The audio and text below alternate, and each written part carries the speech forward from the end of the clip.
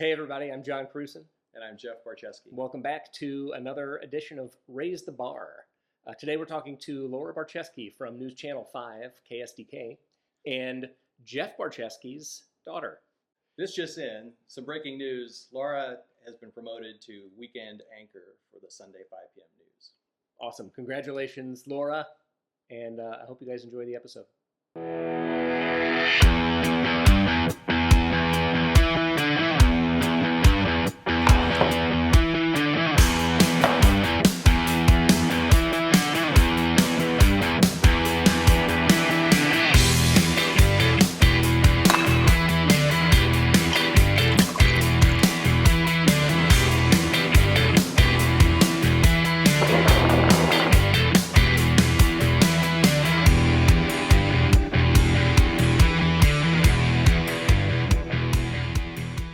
Well, this is not an interview. This is a conversation. Sure. We are. I say that too.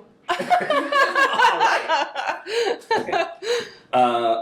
Also, we're News Channel 5 fans, so I feel like I know you a lot better than. Well, that's nice. Thank you. Yeah. Appreciate it.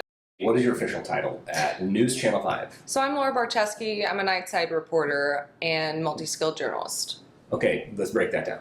A what side? A night side? Night side, What's yes. that mean? So that means I work for the late news, the 10 o'clock news primarily. I obviously fill in on a lot of different shows, earlier newscasts like the 4 p.m., 5 p.m., 6 p.m. Yeah. Sometimes we're in, all three or maybe four a day. So. Okay. And then you said, and a multi-skilled journalist.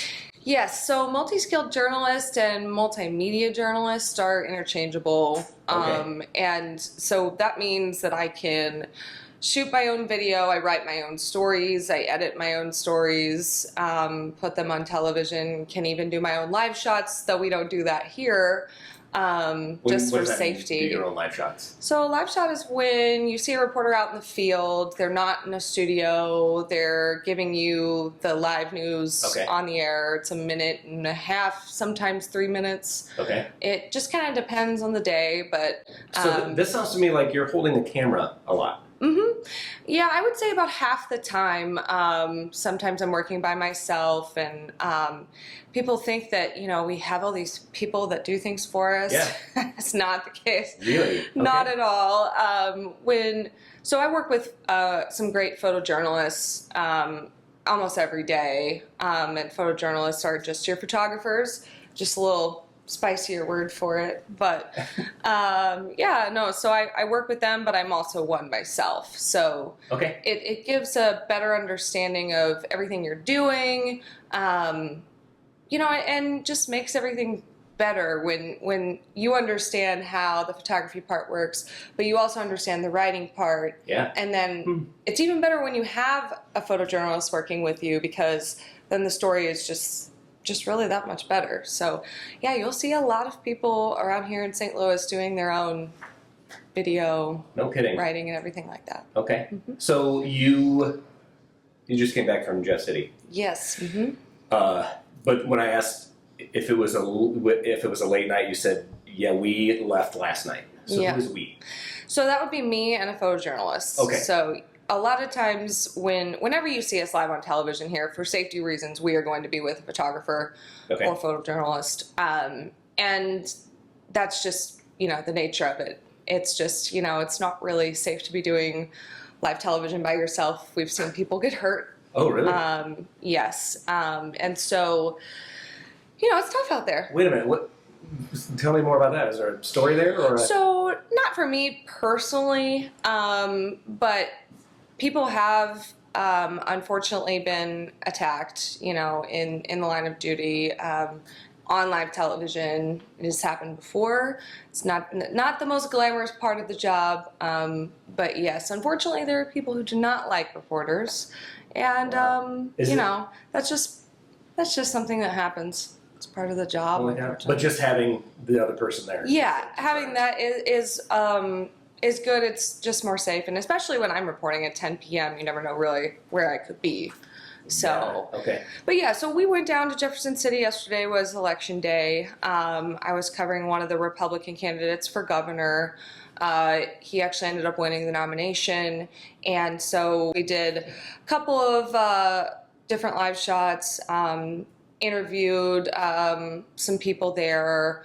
We then, obviously, the candidate got up and spoke, and we filmed that. And that's usually what everybody sitting at home at these kinds of things wants to see. They want to see the candidate speak. Sometimes they want to hear from supporters. But I was with Mike Kehoe's campaign. He's the current lieutenant governor right now. So, and yeah, he ended up winning the nomination. So the winning parties are always a lot more fun. But yeah, if you're going to ask me who I voted for, I will not be telling you. Yeah, we're not going to get into that.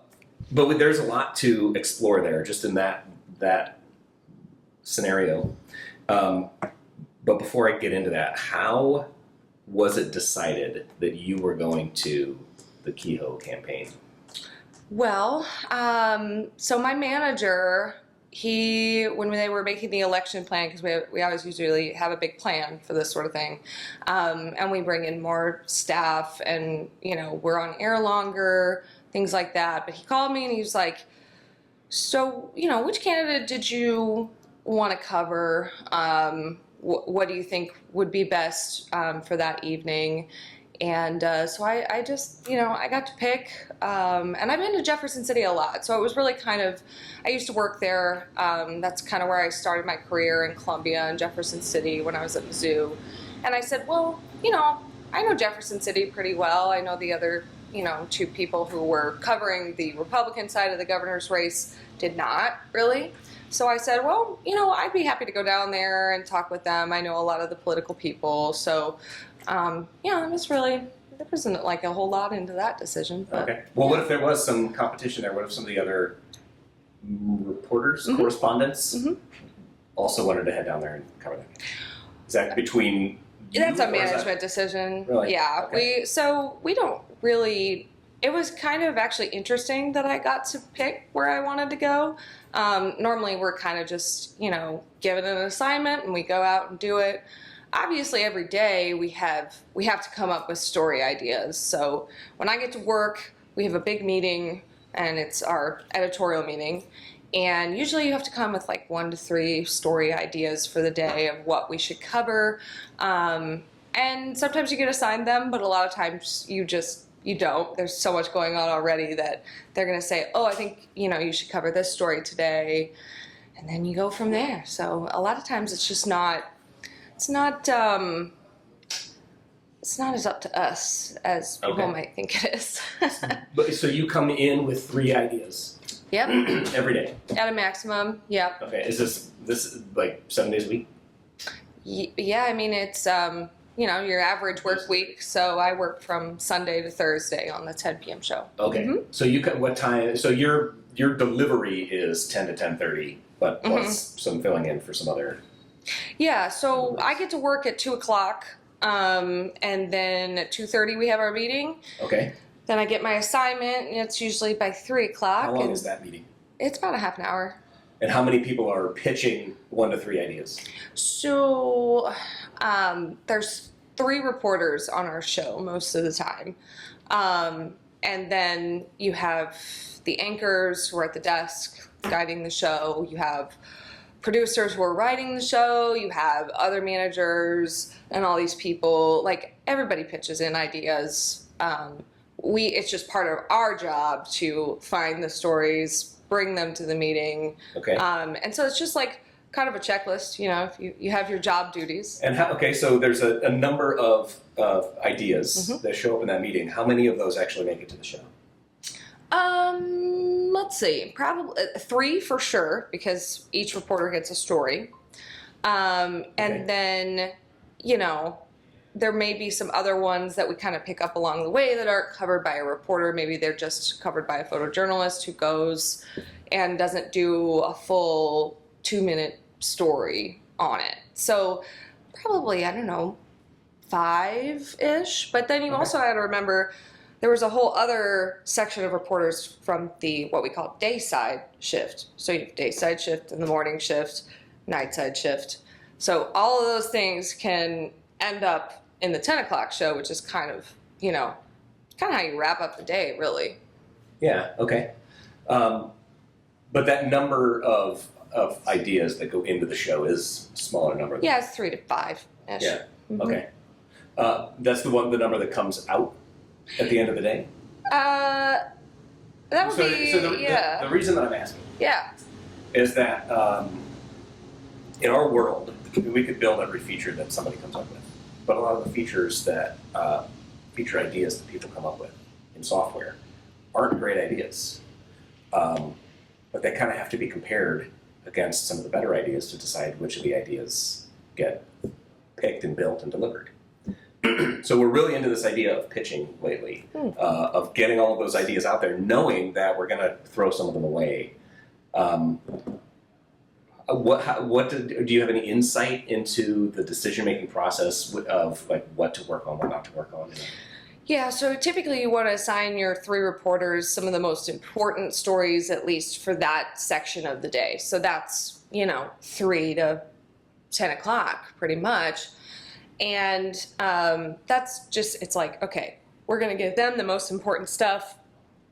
We got a lot of other people who can fill in the rest that is important, but maybe not as necessary for a full 2 minutes. Okay. Let's say. Yeah. Take me through what happens right after that meeting in the morning. Yeah. You get your assignment. Yeah. What's like the absolute next? So the second I get out of that meeting, I have my assignment. I'm going to go start making phone calls. I'm going to start making phone calls to people I need to interview, the press information officers, public information officers, public relations people that you see people sending out those press releases essentially, or things like that. Sometimes our story will come from those. And so I'm going to try to get them in front of a camera as soon as possible, pretty much. I want to get all of my interviews, video gathering, all of that done between 3 o'clock and 7 o'clock, because at 7 o'clock we have to come back to the station, or sometimes we don't. Sometimes we're writing from our car. We'll be in the car on our laptops, and that's when I need to start writing my story. Because a lot of people, really, I get this question quite often, which I think is very interesting. They don't realize that we do all of this and put it on air in one day, which I'm like, but that happened today, like. We didn't know this was a thing until today. Right. There's no way I could have done this yesterday, you know. Yeah. So I will put all that together, write it out, and if I'm with somebody, which I often am, for the 10 o'clock news, just because, again, reasons I've stated, safety, things like that. Mm-hmm. Then I will hand off what we call a script. So it's everything I wrote with the people, what we call sound bites or pieces of the interview interwoven in between, what I'm going to say. Mm-hmm. And that's called a package. So I will hand that over to my photographer, or I will edit it myself. So really? Okay. I'll hand that script additional off. Skills in the multi-skilled Yes. journalist. Okay. And then they will edit it, or I will edit it, and we have to get it done at least by like 9:50. 9:50 is usually the latest we can feasibly get the video put together, ready, sent back if we're editing from the car. So we gotta send it back through our our software system and get it back there so they can put it in what we call a rundown. And then that's what you'll see on television. So rundown is everything the anchors are going to read, all the reporters' stories in the order you're going to see them on television. Okay. And then, it goes on air sometime. And then so then at 9:50, my other job begins a lot of the time. Then I'll be live on television. Yeah. Okay. And so then that'll be, you'll see me for my 2 minutes, and that was my 8 hours of work. Okay. In 2 minutes. I'm gonna try to draw some parallels here, but I might need some help remembering that flow. So your script seems to me to be what we would refer to as a user story. So it's sort of an outline of what this feature is going to look like once it's in production. Mm-hmm. But it takes a lot of people to build that feature. You've got front-end development, you've got back-end development, you've got the database work, you've got implementation into production, but you've got design work. There are a lot of different aspects to putting that thing together. But the reason that the guiding principle to creating a user story is that it's a thing that actually works. It's something that a user can interact with. It's fully featured. As opposed to just handing a software developer a task and they just write some code and then they hand it off to somebody else and somebody else does something and eventually it becomes a feature. So to me, what I'm hearing is that all of that work, once built, becomes a package in your world, and then your rundown sounds to me like an implementation plan. So that's when we actually take that feature and we get it into production, and it's living in and amongst the other features that are already in production. But what's great about the reason that I like this so much is because you're doing it every day, so it's forcing it to be small, and concise and manageable. As opposed to if you were to take all of the news stories from the entire year and say, okay, we're going to do one giant newscast that's going to last the entire day, and it's going to be all of the news stories. Oh, you'd have more than a day for sure. Yeah, well, especially this year. Yeah. Yeah. Wow. Okay, so then you go to production support mode. So the story is in production, but you're there live to add some additional color. I do have a question about that. Yeah. So more and more, it seems that the questions that the anchors ask the reporter, that you've already decided what those questions and answers are. Definitely. Because, well, and it depends. So if this was a planned kind of, if this is an average story, you don't want to be surprised or not know the answer to a question because that doesn't serve anybody, right? Like, I'm asking my questions for my story so that everybody else can understand what's going on a lot better. That's pretty much our whole goal. And when you have an anchor at the desk and you are out in the field, you don't want this to be like a gotcha moment, right? We're all working with each other and we need to know exactly what those questions are going to be, unless it is something that is actively happening right now and it's maybe not as necessary to know the answer. Yeah, it's an evolving situation. It's like it's just different. It just kind of depends on the story. But a lot of times what we're covering at 10 p.m. is very serious, which is kind of my forte because I started my career in Columbia, Missouri, where I went to Mizzou, and we have a real NBC affiliate news station that we work for. And it was just, was the best choice I could have ever made, was going there for this in particular. And then I went to Des Moines, where I worked for the first year of my contract on the morning show. Their morning show was very fluffy and very, what people want to see in the morning. They want to get up, they want to start their day, they want to know what's going on, but they also, maybe want to know what's going on this weekend, where, they don't necessarily have, the seriousness that the 10 o'clock news does. And that, while that was fun, the content was fun, it was not for me. I am very much a serious story kind of person. And serious doesn't have to be sad or hard necessarily. But it's just where my skills are better suited. I can have fun, but I'm going to be honest with you, I'm not going to have fun at 4 a.m. Well, who is? I'm just not. Unless you're wrapping up for the night.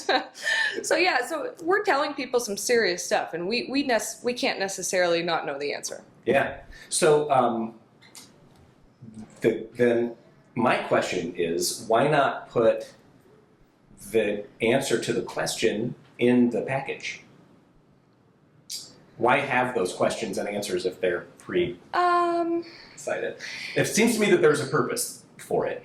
Is it transitional? It could be transitional. It could move the story forward. It could be better suited to be a conversation piece because maybe it's going to take too much time away from the essential information. Okay. So, you know, how a story comes out, which is what you see, is we have the anchors at the desk who are introducing the story.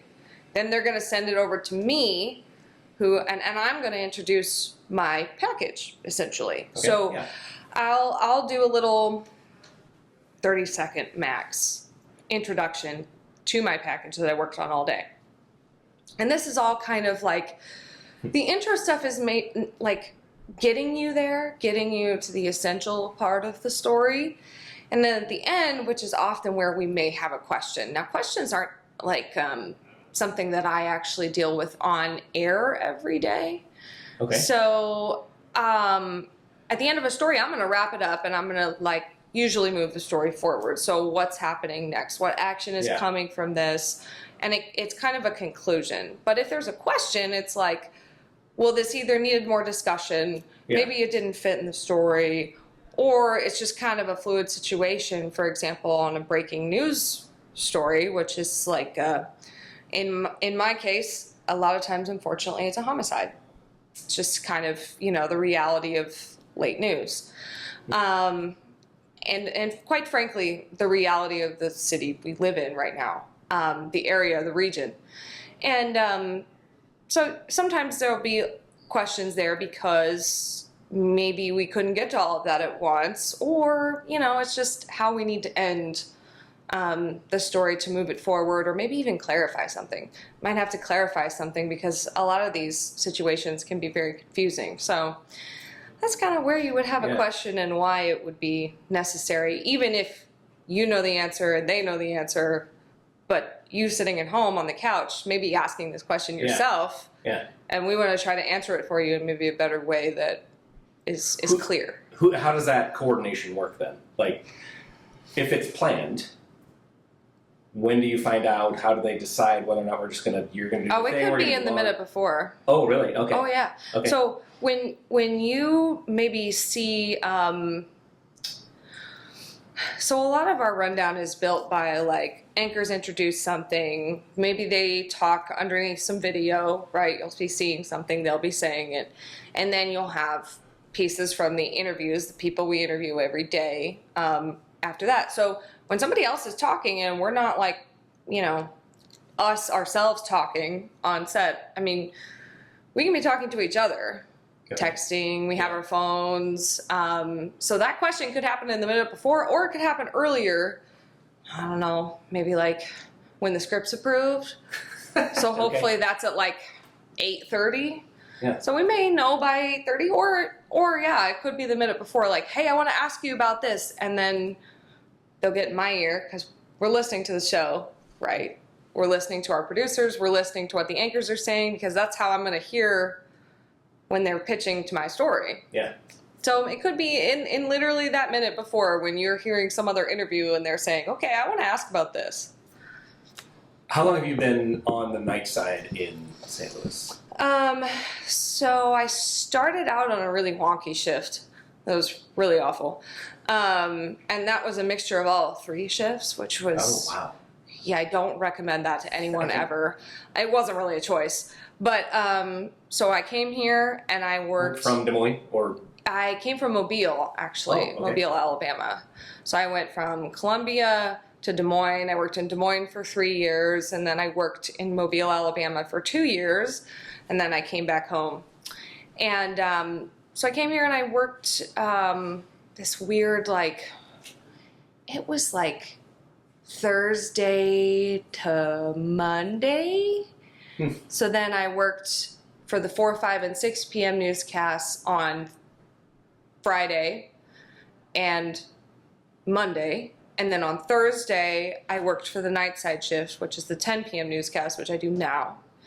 And then on Saturday and Sunday, I worked for the weekend morning show, which was not as early as your average weekday morning show. Okay.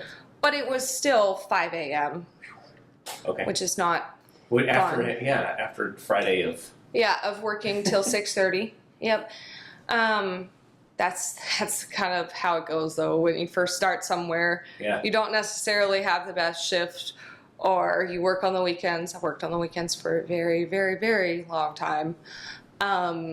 And so honestly, this Sunday through Thursday, I've been working on it for probably, I would say it's probably close to 2 years now. But I've worked in Alabama. I worked for the 10 o'clock news the whole time I was there, and that was a Friday to Tuesday situation.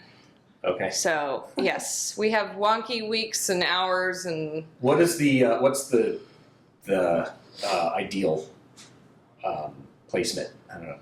Honestly, the ideal shift is what I'm doing right now. Really? Okay. Personally, for me. Yeah. Okay. Now, a lot of people love the morning show. Again, no hate. You know, they do great work. It is not for me. I don't want to be up that early. I had to split my sleeping schedule. Yeah. Not fun. A lot of other people every day would rather say, like, the ideal shift is where I work from, you know, your average like 9 to 5. For us, really, that's 9:30 to 6:30.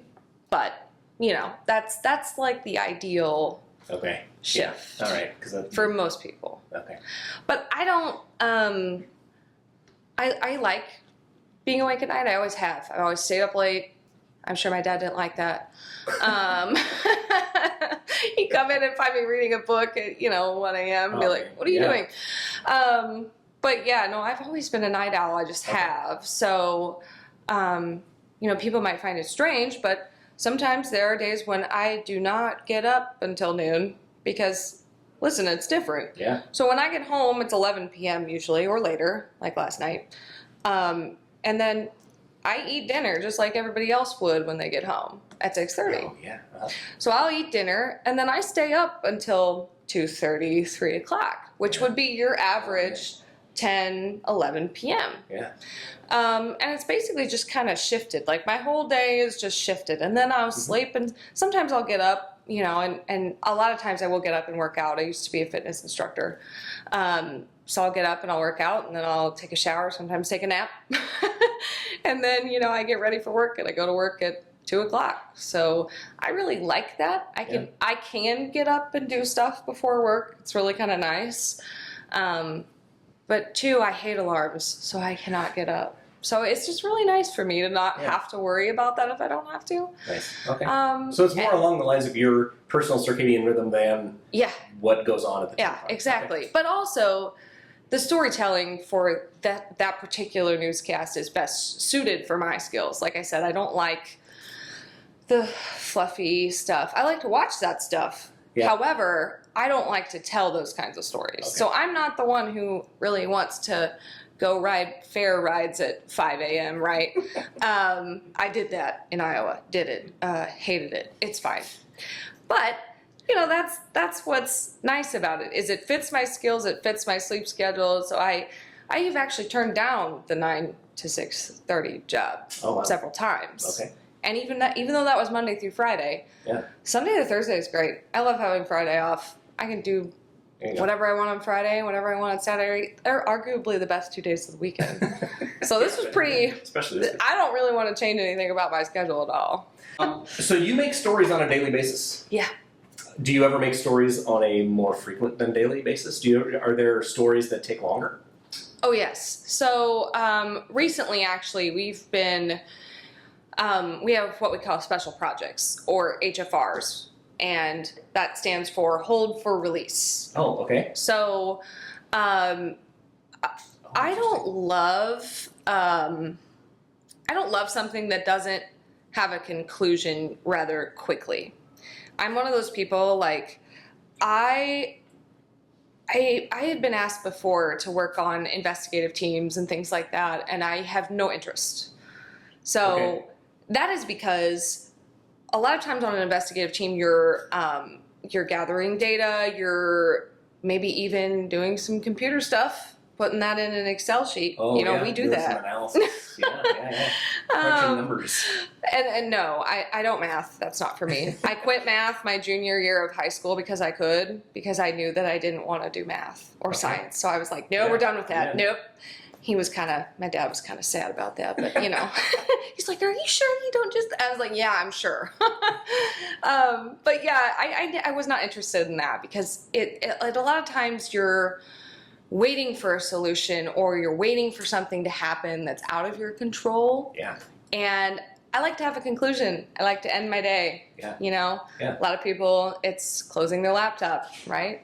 For me, it's doing that, but also my story concluded mostly. Yeah. And now there may be a follow-up, right? But I was not interested in the long form investigative pieces because that is too much waiting for me. Impatient, no thank you. Yeah. So there's something instructive here. We also dislike the long drawn out wait, hold for release. Like hold for release. That I get what that means, but to me that is frightening. But because in our world, the longer you hold something back, the longer, the more likely it is that it's going to cause some problems with something else. But there's a sign over there that says "Stop starting, start finishing." And the whole idea behind it is that we don't want a whole bunch of stuff that's in progress. We'd rather get people in the mindset of bring it to an end. Yep. Get it out of the way. Like stop working on 10 things at the same time. Work on one thing and then do that 10 times. So the more we can figure out ways to get into that mindset of preferring those shorter things that we can conclude, the better. Do you have a favorite? Do you keep any of these with you? I'm going on 9 years of reporting now professionally. So 9 times what? 5 times 50, right? Whatever that math is. Yeah. Go ahead, do the math. Oh no, I won't be. I told you I won't be. Well, that's a lot. That's a lot of stories. Oh yeah. But I would imagine some of them you probably look back 9 years later and say, I did that?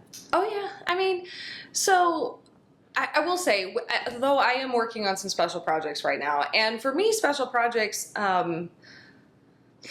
they're just a longer version of something that I would do in a day, right? It's just I get to spend more time on it, but more time to me is a full day of shooting it and a full day of writing it, and then somebody else gets a day to edit it. So that's 3 days. Really, that's fine with me because I'm still writing a story in a day. It's still being done. It's still being finished. And then, you get a really great thing out of it. And these are stories that are very important and maybe deserve more time. Okay. So, but one of my favorite stories is actually one of the special projects I did last year. I guess it might have been the year before. Math's a little wonky on that one, but that's okay. So I did a story about this organization in Dutchtown, which is in the city. It's a neighborhood in the city, and they help at-risk youth in the St. Louis area, and that's mostly anybody from 18 to I think their cap is 27. They're helping them find jobs. They're helping them fill out paperwork. They may be homeless. We actually have a lot of people in that age range that are homeless. And so they help these at-risk young people find a job, find a place to live, especially if their parents are not around anymore. They could still be in high school. And get that essential paperwork that they may not have access to because of whatever happened in their life before. And they try to open up, the doors for these people. So I spent a lot of time with the organizers there. Somebody who is in this program is doing really great for themselves. And we told a really nice, 3-minute story, which is a lot more than what I normally get on a day-to-day basis. I normally get 1:40 for my, what I call a package. Okay. That doesn't include our live presentation and stuff like that. But this was 3 minutes on this story, focused on these people who are doing some really great things here. That story then went into a full hour-long documentary. We do those. Not very often. We do maybe a couple a year. Where do those air? So a lot of times they will air on our news. It'll be maybe a weekend, or it'll be not a prime time situation because, we're not necessarily making money from that. We make money from commercials. We make money from the primetime shows that everybody wants to watch, everybody wants to tune into. But they're important. They're important to our community, and they're even more important when we spend an hour on a certain topic.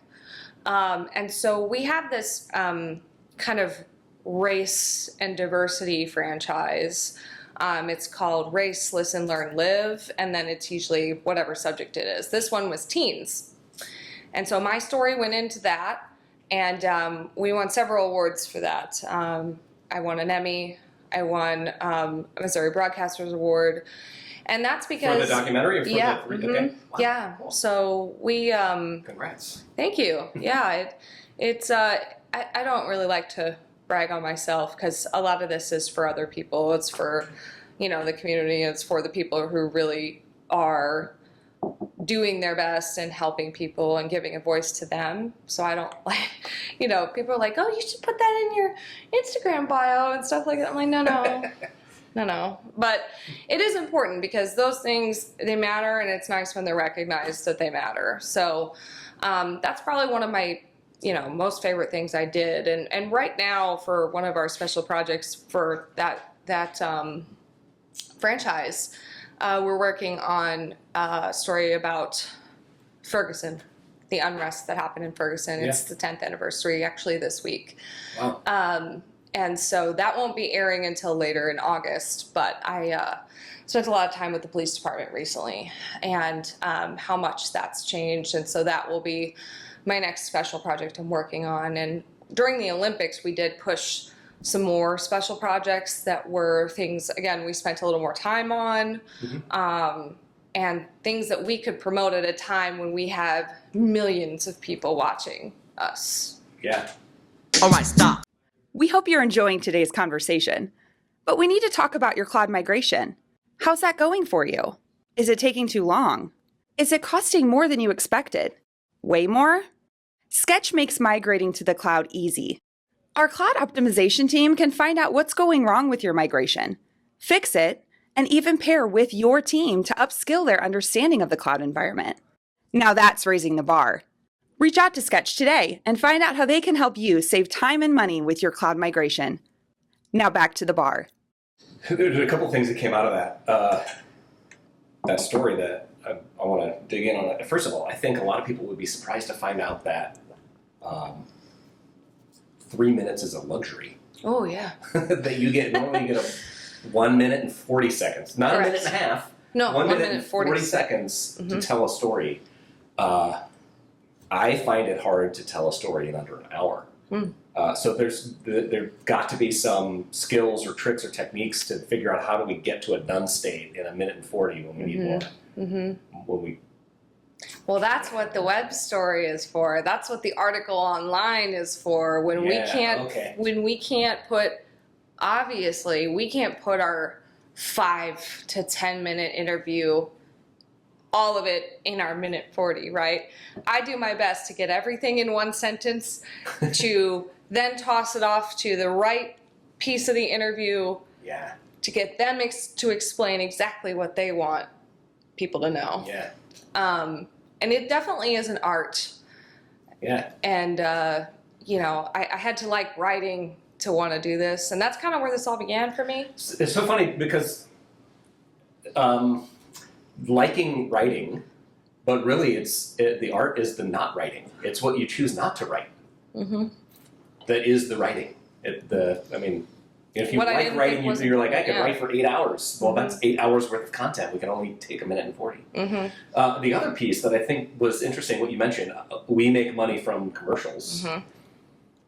Do you ever see that influence? Do your advertisers and their desires for content ever bleed into what you're doing? Not at all. Okay. Not at all. We make money by those advertisements. That's one of our biggest revenue drivers. And it is not an influence thing. Like, the sales department and the news department are very, very much separate entities. Like, they're selling the salespeople are upstairs. They're selling our products, right, which is our newscasts, and how well we do and how many people we get to watch, it also kind of depends on what our networks are airing too. So those shows that everybody loves, a lot of them are on streaming, right? Yeah. But we want people to watch them on television. And, you know, it's kind of silly that we're still like in this model because things have changed so much. Yeah. But we are very separate, but we work together to like put out a successful product. And yeah, so we do have a show that does, you know, work with some of the people who advertise or work with the local companies. That's called Show Me St. Louis. Mhm. But that is a known, you know, some of that is a paid show, right? Yeah. Like the people who want to be featured on that, a lot of them are paying to have their time. And but that's like its own thing, right? They're not part of the news department, they're part of the sales department. And so it's just like they're very separate. We have no influence in that way. This is a very different take on product management than what we see. So I mean, our feature development and product management to us are inseparably linked. And what we try to do is build a feature so that we can find out if it was a good idea, so that we can sell more of whatever it is that we're trying to sell. But in your world, I noticed that it was a very strong defense of we are not influenced by Yes. what our advertisers' desires are. Mm-hmm. In our world, we have users and we have buyers, and those two constituents want different things. Your users are people like me who watch the show. Mm-hmm. Buyers are advertisers. But it's almost like your proposition to the users is that you're better because you don't listen to what your advertisers want you to talk about. Even if it's like, you know, you would get more viewers if you talked more about bloody things. And advertisers would pay more if you got more viewers. The idea that you have to keep that separate to maintain the integrity of the product, Mm-hmm. that poses a very interesting product management challenge. People who run who sort of take responsibility or accountability for the broadcast on a day in, day out basis, I guess they have to struggle with that every single day. That separation. Yeah, it is pretty clear. It's like it's news and it's advertising. Yeah. They come together and they're trying to sell us, but it's just basically our job to do the best we can for people. And I pride myself on being very, very unbiased. Like I told you earlier, I hinted at this. I'm not going to tell you who I voted for. Yeah. We have opinions, right? And obviously we have feelings, but it's not our job to act on those. Like we are supposed to be unbiased, to show everybody both sides. And the reason I say we're very separate is because sometimes maybe a business, something doesn't go right. That happens. And we have to talk about it. But we can't be like, oh, we sell them, you know, we run their ads, right? Uh-huh. And that's not going to be an influence in how we tell the story because we're more interested in the facts. We're more interested in giving people a voice and showing people exactly what, you know, what's going on. And that's why we have a very strong reaction when we're like, no, Yeah. we are not paid like that, you know. Do you ever watch other broadcasts? Like, on other channels? yeah, we do. We all do.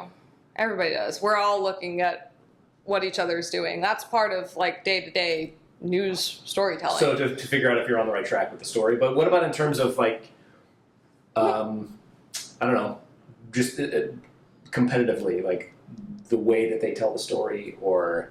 Yeah, I think it's interesting. We're always like trying to, not that watching another channel is going to make us better, but we all have different ideas. We're all different people. We all tell a story differently. Mm-hmm. People might think, oh, there's a format, right? But there's really not.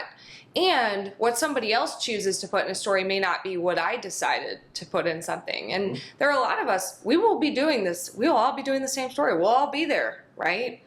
We Yeah. could all be interviewing the same people, But the way we choose to write, the way we choose to put it on television is very different. So it's interesting, and it keeps you kind of like thinking when you do watch other newscasts and stuff like that. Yeah. Do you ever collaborate? With other television? No. Okay. That's a hard No, we're friends, Yeah. right? People think, oh, there's like this whole competitive nature of it. And yes, there is on the numbers side, right? But not between the people in the field. Like a lot of times, I will say most people, we like each other. We're even friends. We will hang out outside of work. We're not really out to get each other. At least you shouldn't be. There are some people who are, but that's just because they're more concerned about themselves. Like most people, like me included, people my age who are in this business, we're all doing the same job. Yeah. We're just doing it for different channels. Yeah. And that's fine, right? People want to watch what they want to watch. And I'm not going to be like, oh, they're awful, like don't watch them. You know, we're all doing the same job. And a lot of them are my friends. Like I said, some of my best friends are in this industry in other places, and we didn't work at the same station. Yeah. Okay. So there's competitiveness, but that's more for the salespeople to worry about. Yeah. Okay. I want to go back to something you mentioned a couple of times, and it was a reference to doing work from the car. Yeah. Is that normal? Oh yeah, every day. And is your tool box, whatever happens to be in that box of tools, is it built for that? I mean, is that expected? Is that part of the job? Yes. Oh yeah, definitely part of the job because, I mean, like yesterday, I went 2 hours away for a story. Now we were able to sit at a table in an event space, but a lot of times we'd be doing that in the car. So we have, we have power inverter in the car. We have all of our stuff. So I'm picturing your car, but is this like we have station vehicles. It's a station. Okay. Yeah. Oh, So everybody. It's like an FBI thing. Like you have the headphones on. And... Sure, it's more like an SUV. You drive every Okay. day. We don't use live trucks anymore, by the way. We use them when we're in a situation where we have thousands of people on cell phones, like at games and stuff like that. That's when we use a live truck. Really, we have these little tiny, they're literally called backpacks. And they have cell signal in them to get our live shot on television. So yeah, we have little SUVs that are just fitted with a little more stuff and some power to plug our laptops into. And then we sit there in the car and we write, and that is a regular part of this job and has been probably ever since we didn't have to have a tape deck and all of that stuff.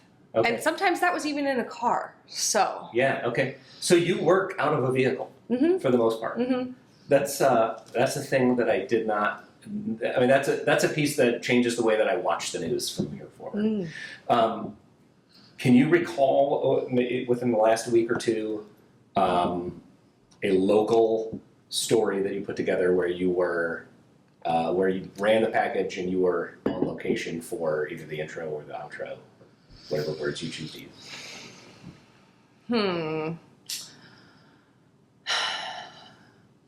Well, see, this is another interesting thing. When I say I finish a story, and so they don't necessarily take up a whole lot of space in my brain. So I will forget. Yeah. Okay. Now, just because yesterday was election day, I'm not going to forget that I did that, right? Okay. But I will forget what I did the day before, and I'm like, what? Well, let's see if I'll try to jog your memory.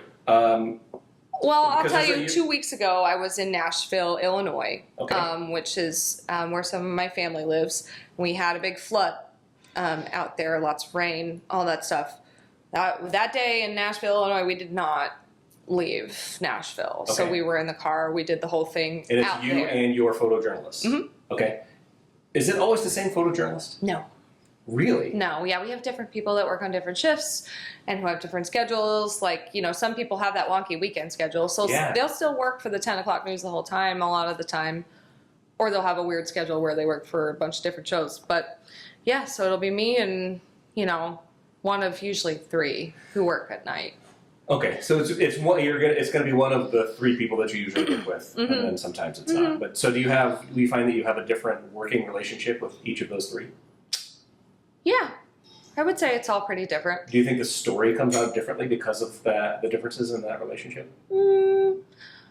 Yeah, I think too, like sometimes it's skill set, like sometimes people are newer, sometimes people have been in this business 40 years. So Okay. we have a wide variety of people who work, but it's most of the time people want it to be great. So it's always going to come out great. It might be a little different because maybe their vision was a little different, like what they wanted to see out of it or how they shot the story is going to be different.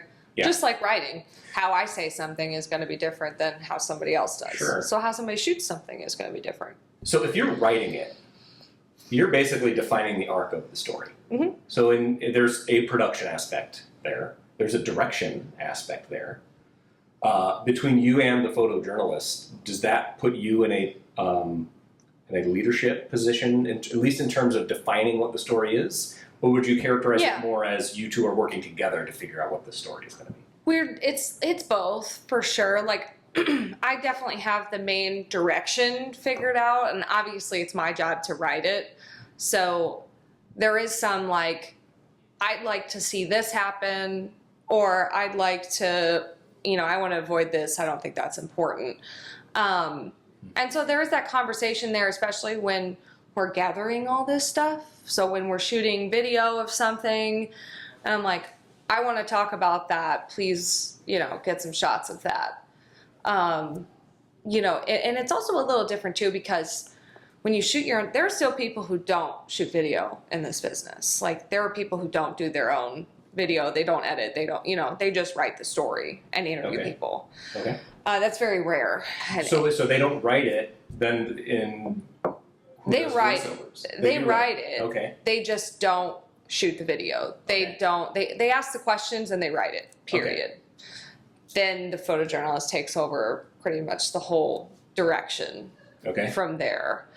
But it's just that's not something you're going to see very often. What is there a difference in outcome or? I think there is. I think because when you, and this is no shade, right? I think when you have a really good understanding of both jobs and you are working with someone who focuses on one of those jobs, I think it comes out a lot better. Yeah. But because I also have a vision for what I want to see in the camera, like I'm not gonna set that shot up for my photojournalist, right? I have to trust their ability. And so sometimes that is hard for us who do our own work, because we'll want to see something certain way and they don't. But it just comes out better, I think, because I have a vision, I'm sharing that with them, and then because I know what they need to do their job, I think it just makes it better. This is great because our listeners will recognize what you're describing as effective team dynamics and cross-functional teams. And Those are some fancy corporate words. Development of empathy. Yeah. Well, so here's the thing.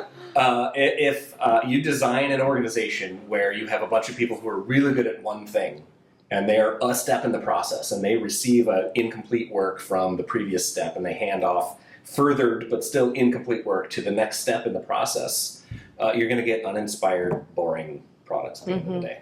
But if you can put a bunch of people together who together understand how all the pieces and parts work, and they have empathy for the other people, even though you're not doing that stuff, you understand how that stuff works, you wind up with more engaged employees and more inspired products. It's just cool to hear it described in completely different ways and in a completely different concept or context. But For sure. But it lives on. That's great. Do you have? Can you recall any experiences where you were super into a story, but you didn't get to done, and it never got to see the light of day? Oh. Well, yeah, that actually happens a lot more than you might think. So there will be days when I spend 2/3 of my day. So let's say we're almost done with this story, right? It's like late. It's like 9 p.m. Well, breaking news happens. Something's on fire. Some sort of crime happens. And we got to throw that whole thing out the window. Because it's not going to be news tomorrow. Well, or it becomes a shorter 30-second thing Okay. in the show, Yeah. right? Uh-huh. But for me, I'm not presenting that anymore. That gets Yeah. handed to, the anchor and the producers who are writing the show. Yeah. And there it is. And then I'm out on, at the fire, whatever happened, Yeah. live at 10 o'clock. That could happen. That has happened 5 minutes before the show started before. And so that's got to be fully like everything I worked on all day taken out. So how demotivating is that? Oh, it's awful. And how I'm long like- does that demotivation last?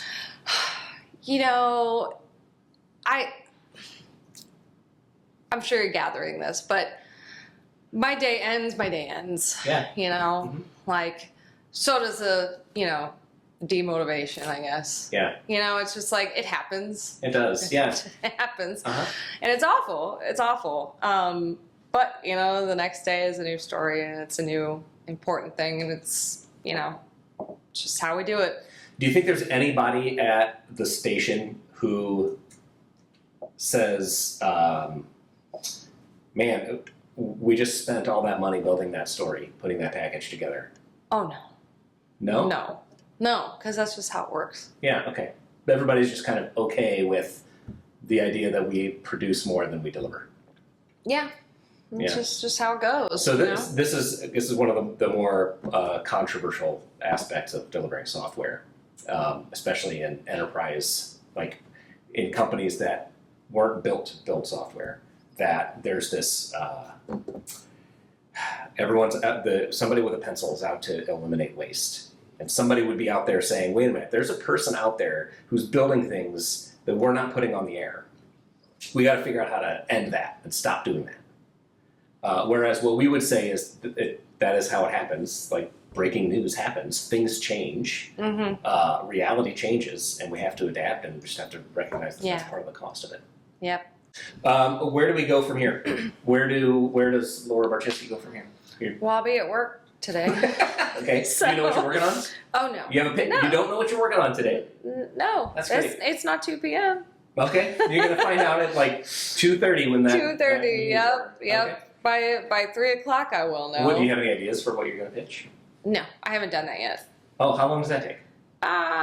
So looking for those story ideas is part of my work day. Yeah. So really we have that half hour between 2 and 2:30 where, that's kind of like our built-in time to figure that Okay. out, to look for stuff. It takes you only 30 minutes to look for what could possibly be going on?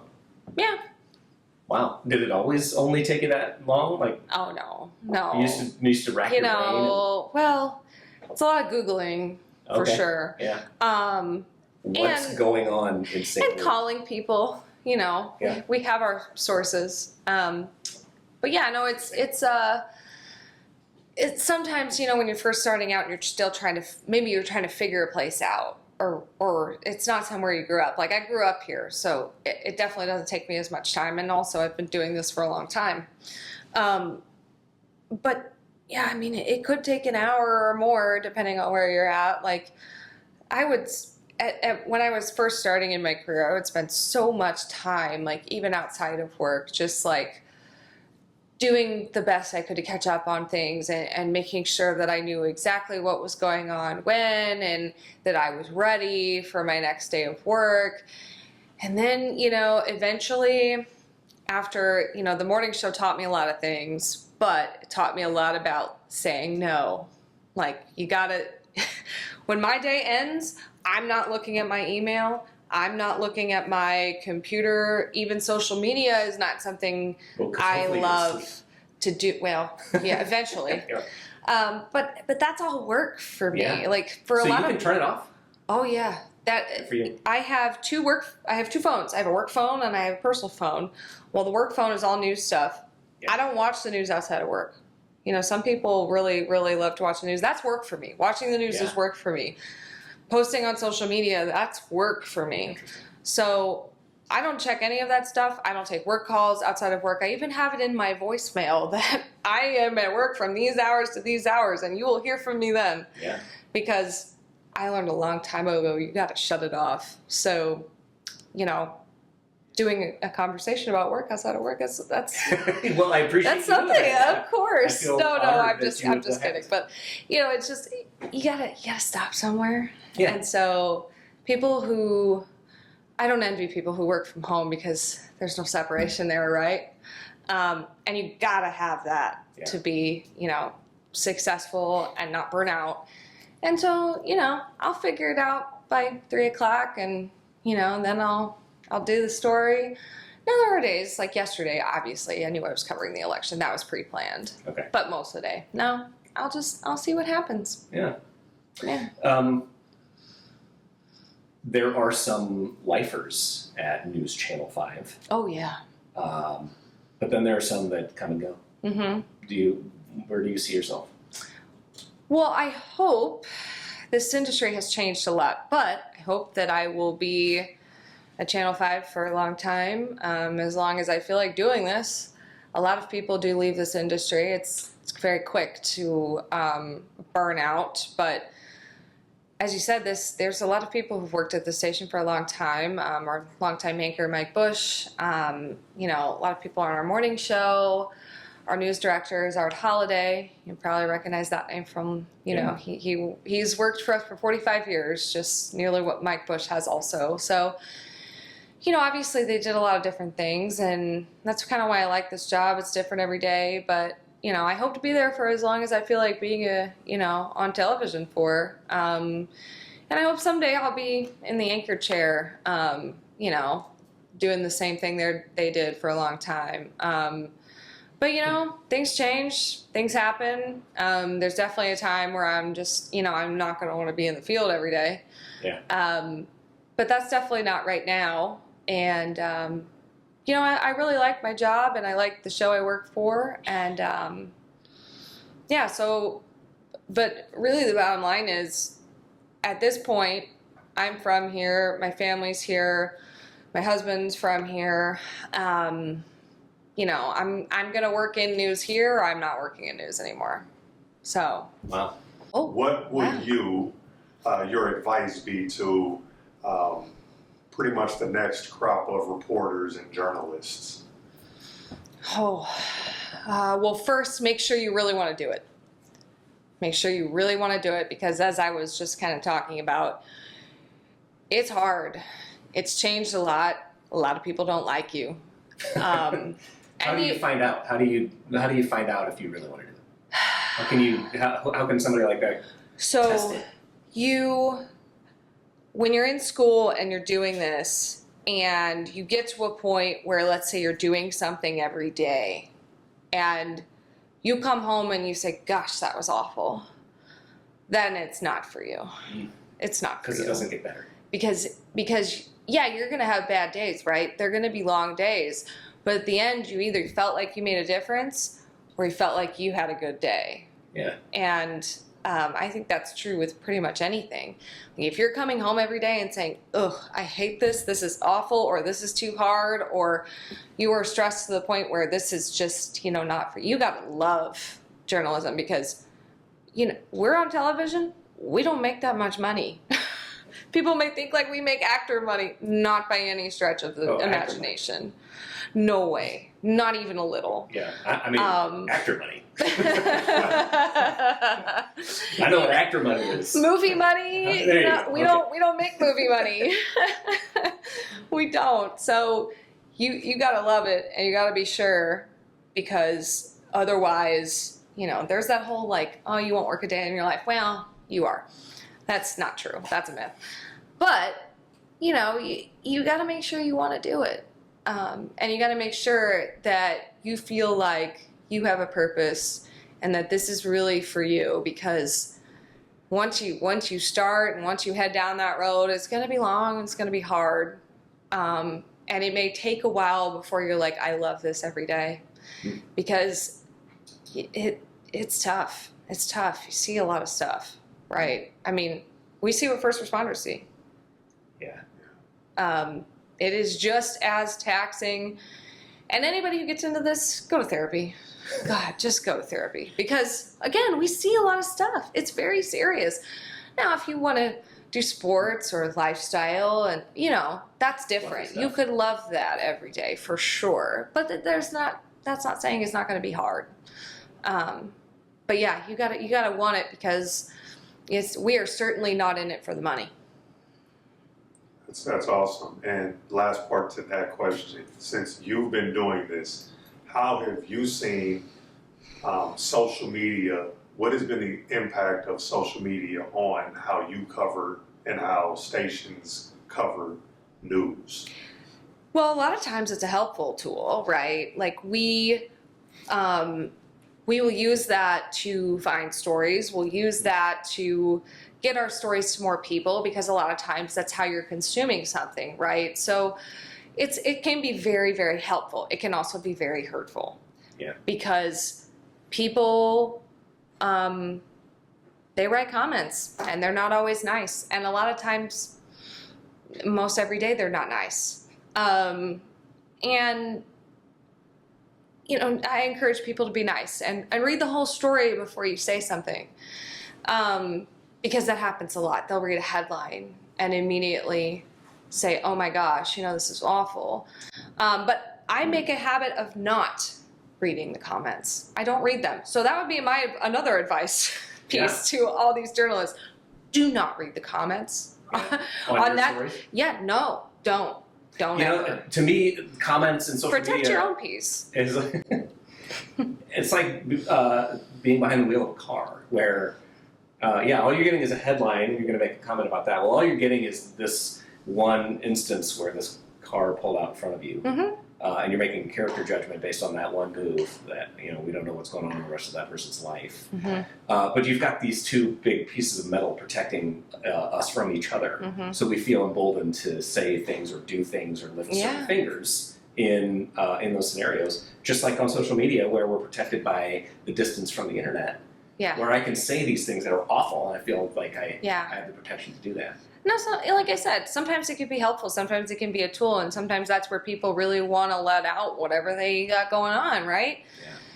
But yeah, don't read the comments on your own stories, even if they're good, because, you know, we're all humans, and you really need to just carry on and doing exactly what you're doing, because I can tell you what, most of my career I have not read the comments, and that's worked out pretty good for me. So on social media, does KSDK have an expectation of you to grow a following, like to engage directly with viewers? Yeah, you know, there was a time when that was like, we had to post so many times a day. Not here, I just mean in my career. Yeah.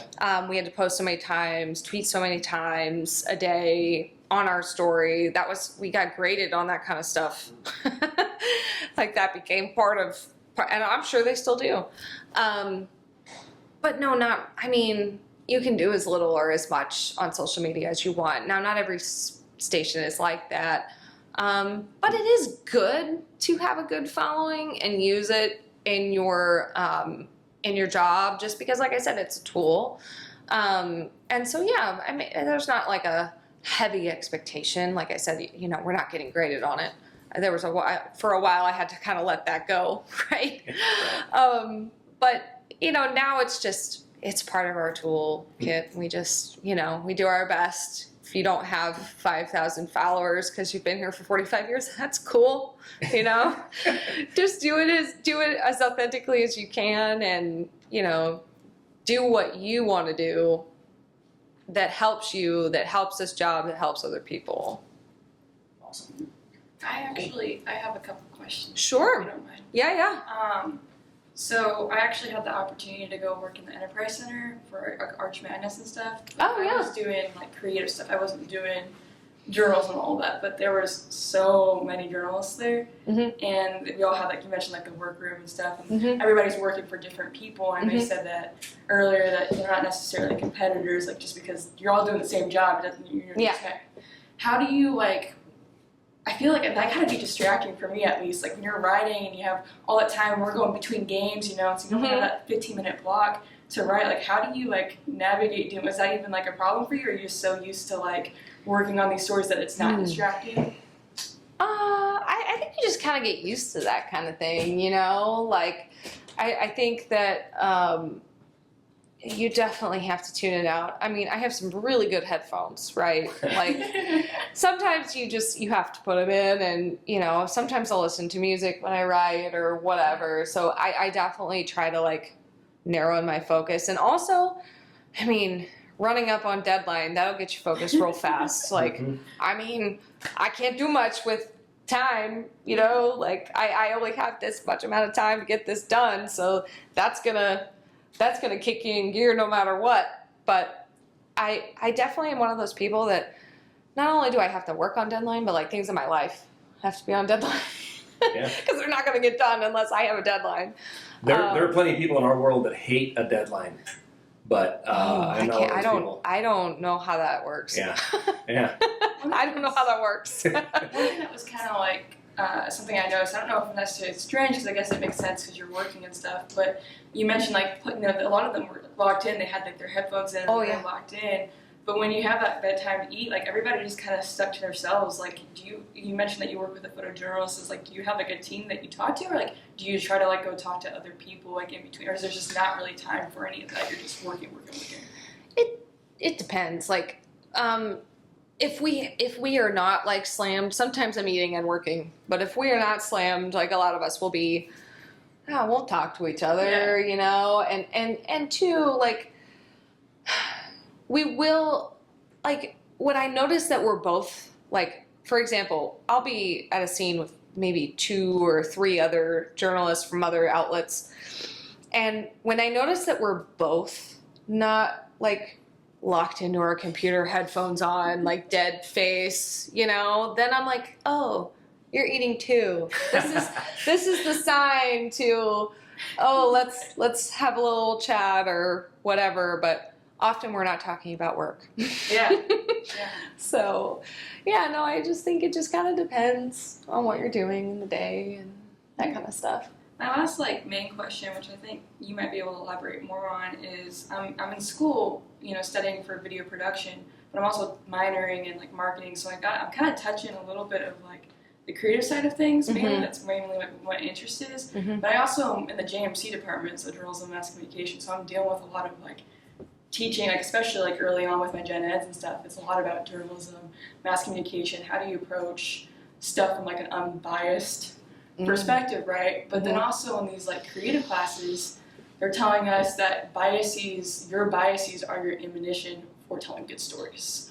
So there's very 2 different things there. So I don't know if you have a take on that, and then also John, like, how does that work like in software? Like how does biases when you're creating, you know, like creating products and stuff like that, how does that serve as ammunition for what they're doing, or, you know? Well, yeah, I'll from our end, I think bias is just as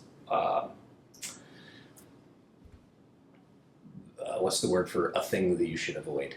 I don't know. So in our world, we're trying to gain empathy for the user. So the things that we build have nothing to do with how we think a feature should look, because we don't use the software that we're building most of the time. So almost 100% of the time, we're trying very hard to get into the brain of the person using the software to build, based on the way that they live their lives, when they're getting into the software, when they're logging out, what time of day, and that sort of thing. So personal opinion has absolutely nothing to do with what we're building. And I will say, for many journalists, I hope, now, again, not everybody's the same, but for many journalists, it's a lot about, we want to be unbiased in the amount of time we give to 2 sides of a story, right? Just simply because people are different. But that doesn't mean that I kind of separate emotion and bias. So I may feel one way about a story, but it's not necessarily a bias about it. Yeah. If that makes sense. Yeah.